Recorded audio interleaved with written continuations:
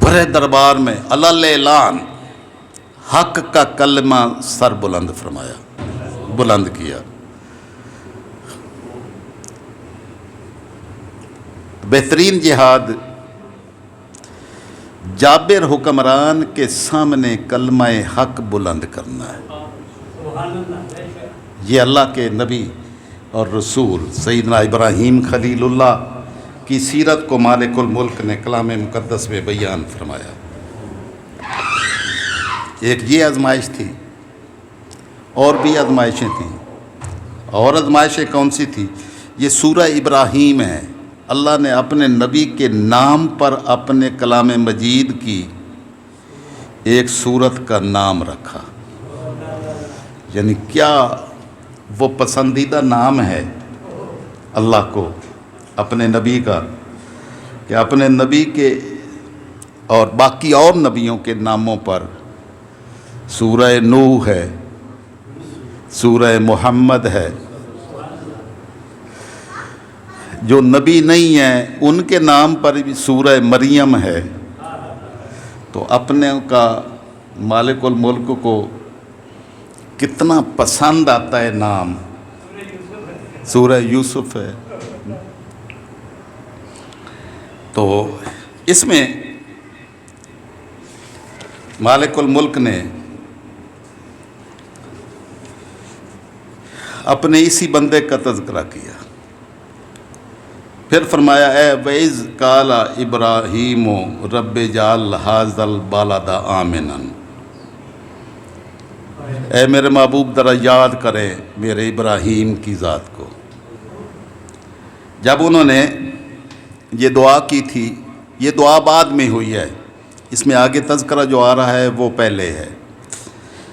دعا کی تھی رب اجعل ھذا البلد آمنا، باری تعالیٰ اس شہر مکہ کو امن کا شہر بنا دے۔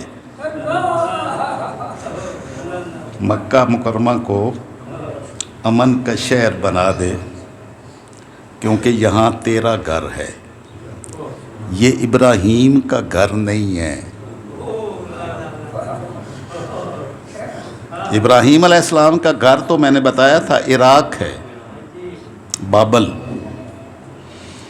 لیکن دعا کس کے لیے ہو رہی ہے؟ اللہ کے گھر کی۔ کمال بندگی ہے، کمال نسبت ہے، کمال اللہ کی دوستی ہے، کمال اللہ کے ساتھ تعلق و نسبت ہے۔ دعا کر رہے ہیں کہ باری تعالیٰ اس شہر کو امن کا شہر بنا دے۔ وَجْنُبْنِي وَبَنِيَّ أَن نَعْبُدَ الْأَصْنَامَ، مجھے اور میری اولاد کو، میرے بچوں کو بتوں کی پوجا سے محفوظ رکھنا۔ یہاں شہر مکہ میں تیرا گھر ہونے کے باوجود بتوں کے پجاری ہوں گے، لیکن باری تعالیٰ اس شہر کو امن کا شہر بھی بنا اور بتوں کی پوجا سے بھی بچا۔ ہم کسی غیر کو سجدے نہ کریں، ہماری جبین نیاز صرف تیری بارگاہ میں جھکے۔ وقت کے فرعون بھی ہوں تب بھی ہم ٹکرا جائیں، کبھی اس کے سامنے سجدہ ریز نہ ہوں۔ رب انہن اضللن کثیرا من الناس، باری تعالیٰ ان بتوں نے بہت سارے لوگوں کو گمراہ کر دیا ہے۔ فمن تابعنی فإنہ منی، اب جو میری بات مان کے میرے پیچھے چل پڑے تو وہ میرا ہوگا، جو میری بات مان کے میرے ساتھ آئے گا وہ میرا ہے۔ ومن عصانی، اور جس نے میری نافرمانی کی، فَإِنَّكَ غَفُورٌ رَحِيمٌ، تو غفور الرحیم ہے، تیری مرضی۔ کیا بندگی کا انداز ہے! یہ نبی کی ہی شان ہے، نبی کی ہی دعا یہ ہو سکتی ہے۔ یہ مالک الملک نے جو اپنے انبیاء کرام مومنین کی اور ساری دنیا قیامت تک آنے والے لوگوں کی رہنمائی کے لیے بھیجے، ان کی شان مالک الملک نے بیان کی، ان کی شان یہی ہوتی ہے۔ تو ومن عصانی، جس نے میری نافرمانی کی، فإنک غفور الرحیم، تو باری تعالیٰ تیری مرضی۔ تو یہ نہیں کہا کہ میرے نافرمان کو باری تعالیٰ تباہ و برباد کر دینا، یہ نہیں کہا، فرمایا فإنک غفور الرحیم، تو غفور الرحیم ہے، تیری مرضی جیسے چاہے کرے۔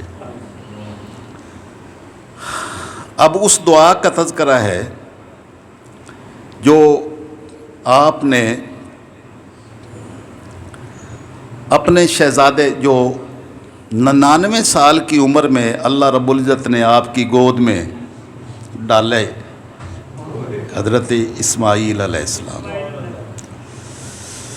تو مالک الملک نے عمر کے اس حصے میں یہ شہزادہ عطا کیا جو میرے نبی کے جد امجد ہیں، تو وہ عطا ہوئے، دعاؤں سے مانگ کے لیا، اور جب وہ چاند کو شرمانے والا چہرہ دیکھتے ہوں گے تو آنکھوں کی کیا ٹھنڈک نصیب ہوتی ہوگی۔ تو مالک نے فرمایا کہ اے میرے ابراہیم خلیل، ہمارے خلیل ہیں نا آپ، تو ذرا اس اپنے صاحبزادے کو میرے گھر کے پاس چھوڑ کے آ۔ تو آپ شام سے چلے، شام سے، کوئی راستہ، کوئی سڑک، کچھ نہیں ہے، کوئی ہیلی کاپٹر نہیں ہے، کوئی جہاز نہیں ہے، ٹھیک، وہاں سے چلے ہیں، سیدھا بیت اللہ کے دروازے کے سامنے پہنچے ہیں مکہ مکرمہ میں، نہ کوئی آبادی، نہ کوئی علامات، نہ کوئی نشانیاں۔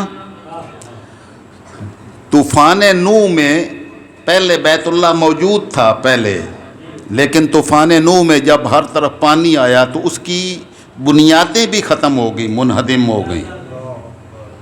لیکن اللہ کا نبی شام سے چلا ہے، پتہ نہیں کتنے 100 میل سفر کر کے سیدھا اس جگہ بیت اللہ کے دروازے کے سامنے پہنچے ہیں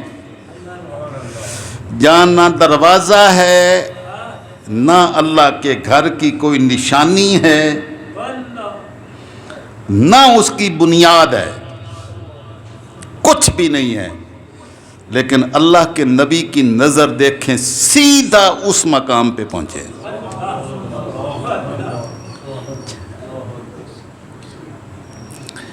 وہاں پہنچے ہیں، حضرت سیدہ ہاجرہ کو وہاں پر آپ نے چھوڑا، اور وہاں ان کو چھوڑ کے تو آپ نے ایک مشکیزہ پانی کا اور چند ایک کھجوروں کی تھیلی، یہ ان کو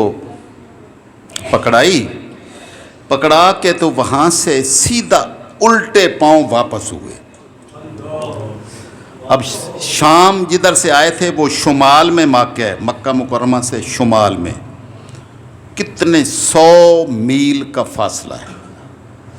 وہاں سے سیدھا ان کو لے کے یہاں پہنچے، وہاں پر ان کو وہ کھجوریں پکڑائیں اور پانی کی ایک مشکیزہ دیا، تو اپنا ننھا فرزند بھی اور اپنی زوجہ مطہرہ وہ بھی وہاں ہی چھوڑیں اور سیدھا واپس چل پڑے، الٹے پاؤں واپس ہوئے۔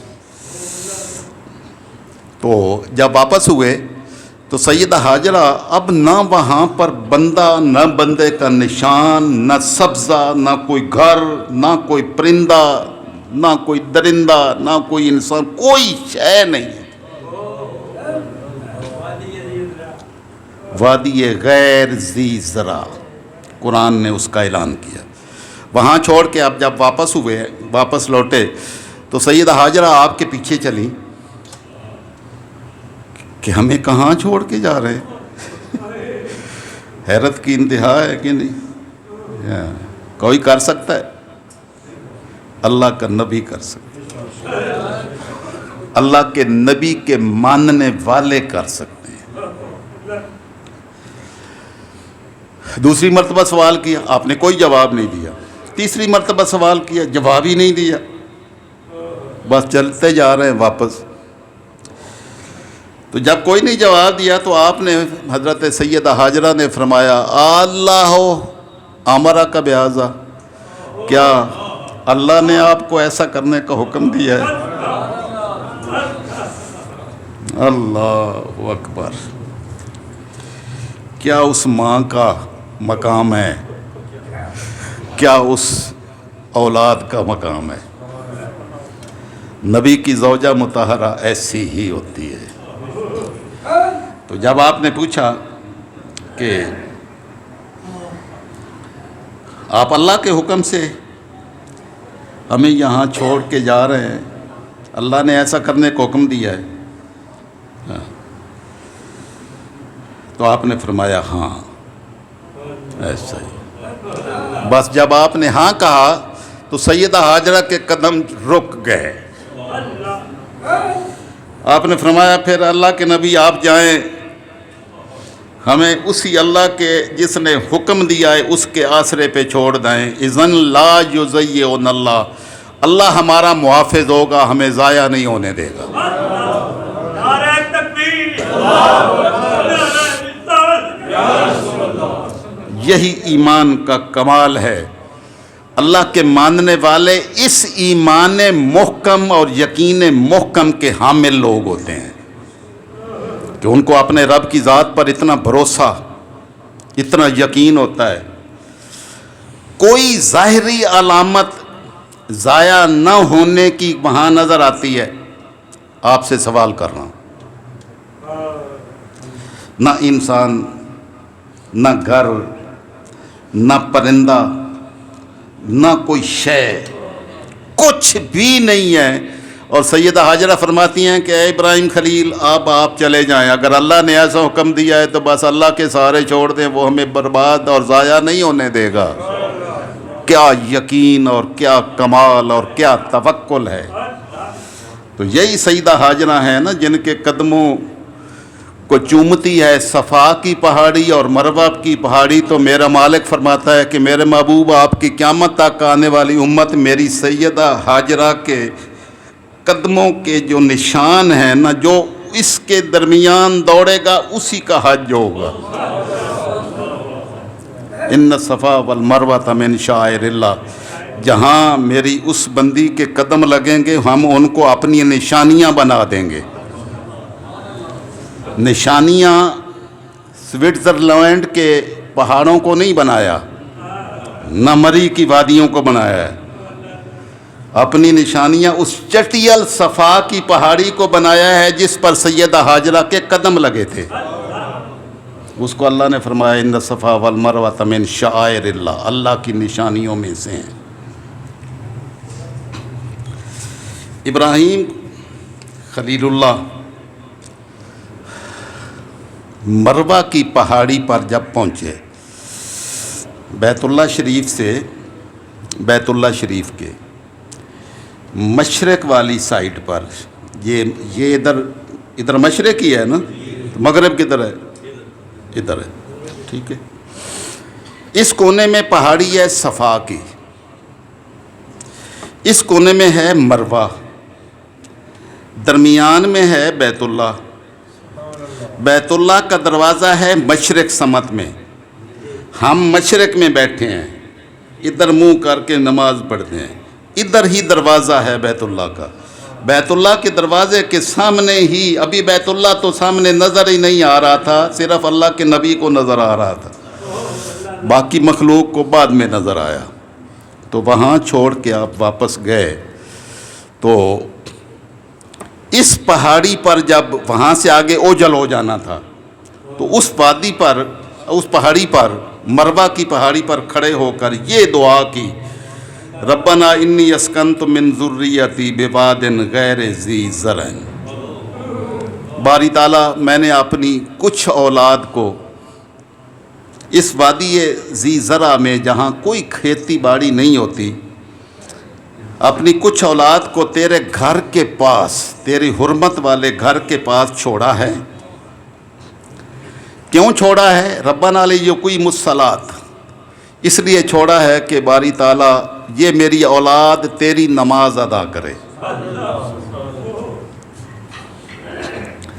اب یہ یہاں نمازیں پڑھیں گے، تیرے گھر کے پاس رہیں گے، تیری بندگی کا فریضہ سر انجام دیں گے، تو اب کیا یہ دو رہیں گے؟ باری تعالیٰ فَجْعَلْ أَفْئِدَةً مِّنَ النَّاسِ تَهْوِي إِلَيْهِمْ، باری تعالیٰ اب اپنے بندوں کے دلوں کو اس طرح کر دے کہ وہ ان کی زیارت کے لیے گرتے پڑتے آئیں۔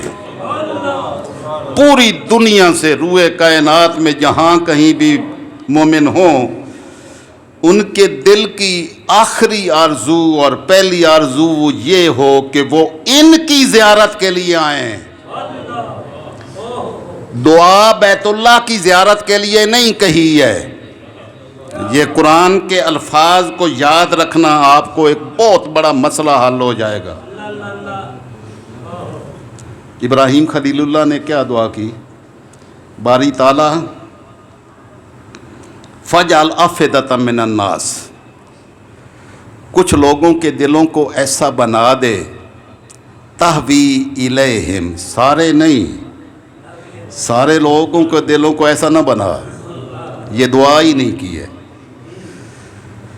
کچھ لوگوں کے دلوں کو ایسا بنا دے، اور وہ کچھ کون ہیں؟ جن کو ایمان کی دولت نصیب ہوئی۔ باقیوں کے دلوں میں تڑپ جو ہے نا وہ سوئٹزرلینڈ جانے کی ہوگی۔ مومنین کو ابراہیم خلیل اللہ کی اولاد کی زیارت کی تڑپ ہوگی۔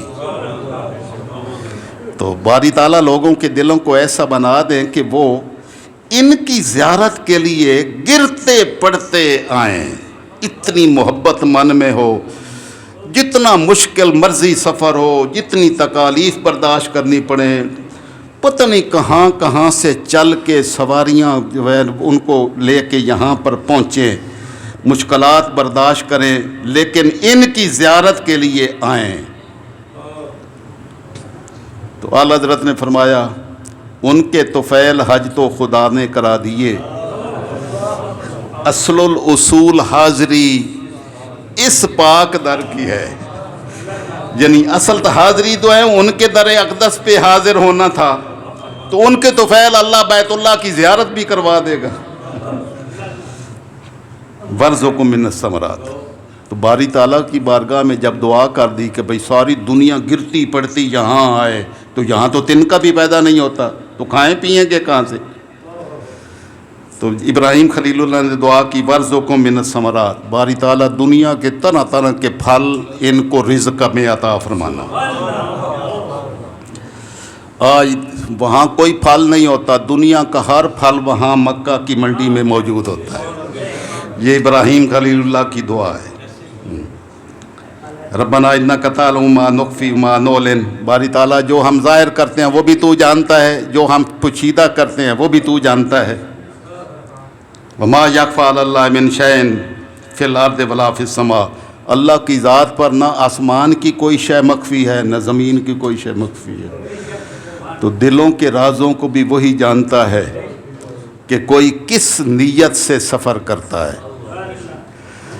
تو من حجہ، میرے آقا نے فرمایا جس نے حج کیا ولم یزورنی، میری زیارت کے لیے نہیں آیا، فقط جفانی، اس نے میرے ساتھ بے وفائی کی۔ تو ہم تو جاتے ہی اللہ کے نبی کی بارگاہ، جن کے لیے دعا کی تھی ابراہیم خلیل اللہ نے، ان کی چوکھٹ کی زیارت کے لیے جاتے ہیں، پھر ان کی چوکھٹ کے صدقے میں اللہ عمرے بھی کروا دیتا ہے، حج بھی کروا دیتا ہے۔ الحمدللہ یہ دعا کر کے اگلی دعا، الحمدللہ الذی وہب لی علی الکبر اسماعیل، تمام تعریفیں اس رب العالمین کے لیے ہیں جس نے مجھے بڑھاپے میں اسماعیل عطا فرمایا، و اسحاق، اور پھر بعد میں اسحاق بھی عطا فرمایا۔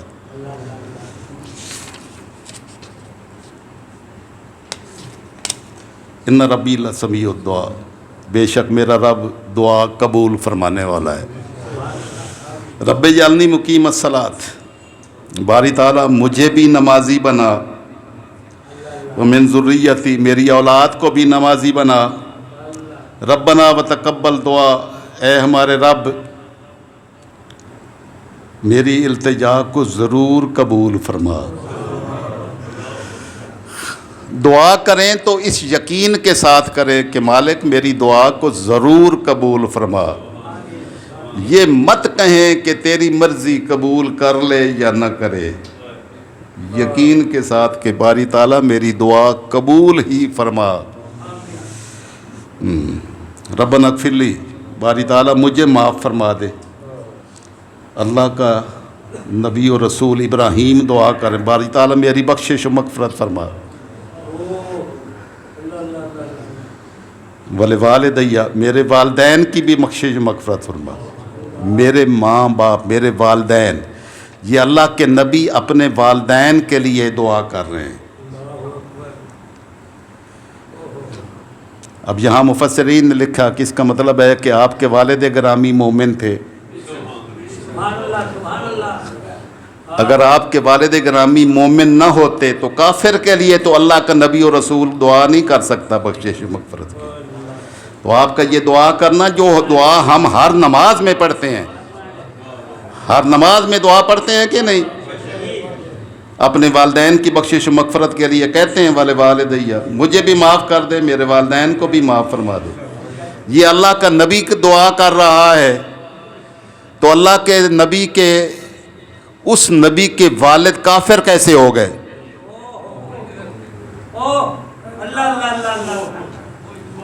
ربنا اغفر لی، مجھے معاف کر دے، میرے والدین کو معاف کر دے۔ اس کا مطلب ہے ماں باپ دونوں ایمان کی حالت میں گئے۔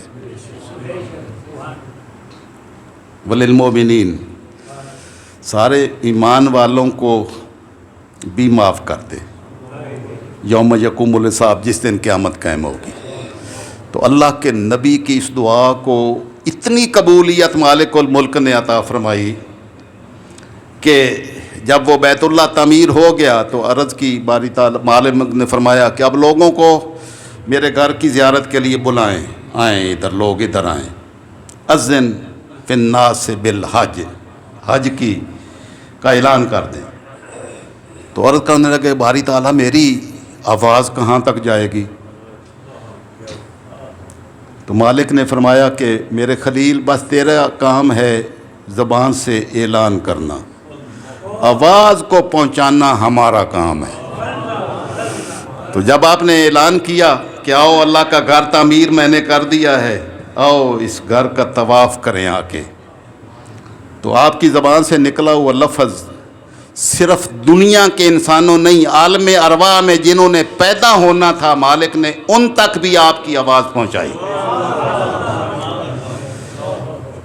تو جس کو وہ آواز سن کے یہ توفیق ہوئی کہ انہوں نے کہا لبیک، میں حاضر ہوں، تو مالک الملک نے اس کو اپنے اس بیت اللہ کی زیارت کا شرف لکھ دیا۔ تو جس نے جتنی مرتبہ لبیک کہا، اتنی مرتبہ اس بیت اللہ کی زیارت اس کو نصیب کر دی گئی۔ تو رب ذوالجلال نے اس ہستی کا تذکرہ کر کے، یہ ابھی ان کے مناسک اور ان کے سارے جو سیرت کی کیفیات ہیں، یہ اس ماہ ذی الحج میں ابھی آنے والی ہیں۔ تو اس ہستی کا تذکرہ کر کے یہ بتا دیا کہ جس نے بھی ہماری بارگاہ کے ساتھ تعلق جوڑا ہے، تو ہم ان کو آزمائشوں سے تو گزاریں گے، لیکن سرخرو صرف انہیں ہی کرتے ہیں، خواہ وہ اکیلا ہی کیوں نہ ہو، چٹیل وادی ہی کیوں نہ ہو، تو ہم اس کے رنگ بھر دیتے ہیں۔ ساری دنیا گرتی پڑتی آتی ہے، لیکن کافروں کو آنا نصیب نہیں ہوتا، صرف وہ نسبت رکھنے والے آتے ہیں۔ مالک الملک اپنے محبوب علیہ السلام کی عظمتوں کے صدقے سیدنا ابراہیم خلیل اللہ کی ذات سے وہ نسبت نصیب فرمائے کہ بس وہ ایک دو جملے صرف، ٹائم بہت زیادہ ہو گیا. جب آپ ابراہیم یہ دعا کر کے چلے گئے وہاں سے تو پیچھے کھجوریں بھی ختم ہو گئی، پانی بھی ختم ہو گیا، کتنی دیر چلنا تھا. تو سیدہ ہاجرہ جو ہے نا وہ کسی انسان کی تلاش میں صفا کی پہاڑی پر چڑھی، آگے دیکھا کوئی شے نہیں ہے، وہاں سے پھر نیچے اتری تو ایک جگہ آتی جہاں زیادہ کھائی تھی، تو وہ اسماعیل بیٹھے تھے اس جگہ پہ، ننھے اسماعیل. تو وہ آنکھوں سے اوجھل ہوئے تو وہاں پر ذرا تیزی سے دوڑی تاکہ وہ نظر آئے. تو مالک الملک نے فرمایا کہ میرے محبوب آپ کا امتی جو بھی آئے گا میری ہاجرہ کی اس دوڑنے کی سنت کو بھی ادا کرے گا تب صحیح ہوگی. مروا پر پہنچی، ادھر بھی کوئی شے نہیں، پھر واپس دوڑی، ادھر آئیں، پھر ادھر واپس دوڑی، 7 چکر لگائے. جب مروا پر پہنچی تو پیچھے سے آواز آئی، پرندوں کے غول بھی آنے لگ گئے. وہاں سے دوڑی تو دیکھا تو پانی کا چشمہ جاری ہوا، زمزم. مفسرین نے لکھا کہ وہ جبریل نے پر مارا تو پانی کا چشمہ پھوٹا، اور یہ بھی لکھا کہ اسماعیل نے ایڑی رگڑی تو زمزم پھوٹا جس کی بھی نسبت تو اسماعیل کی ہی تھی. اگر جبریل امین نے جاری کیا تب بھی اسماعیل کی خاطر ہی کیا تھا. تو وہ جو چشمہ جس جگہ پر ہے وہ بیت اللہ شریف کے دروازے کے بالکل سامنے ہے، اسی جگہ پر بٹھایا تھا. تو یہ بیت اللہ کے دروازے کے سامنے آپ آئیں، آپ نے اپنا مشکیزہ بھرا پانی کا، پانی تو ابلنے لگا تو آپ نے اس کے ارد گرد منڈیر بنا دی. آقا علیہ السلام نے ارشاد فرمایا رحم اللہ اسماعیل علیہ السلام کی والدہ پر اللہ رحم فرمائے. لو تارکت، اگر اس کے ارد گرد منڈیر نہ بناتی تو وہ جاری چشمہ ہوتا. لیکن اب بھی اتنا جاری ہے کہ روئے کائنات میں ہر جگہ وہ پانی جاتا ہے لیکن پانی ختم نہیں ہوتا. اور اس جیسا پانی پوری روئے زمین پر کیا پوری کائنات میں کہیں پانی وہ موجود نہیں ہے. جنت میں ملے گا، جنت میں بھی وہی چشمہ شاید جاری ہو. اللہ رب العزت اپنے محبوب علیہ السلام کی بارگاہ کی نسبت مستحکم کرنے کی توفیق نصیب فرمائے تاکہ دنیا و آخرت میں اسی نسبت کے صدقے میں سرخرو اور کامیاب ہوں. وما علینا الا البلاغ.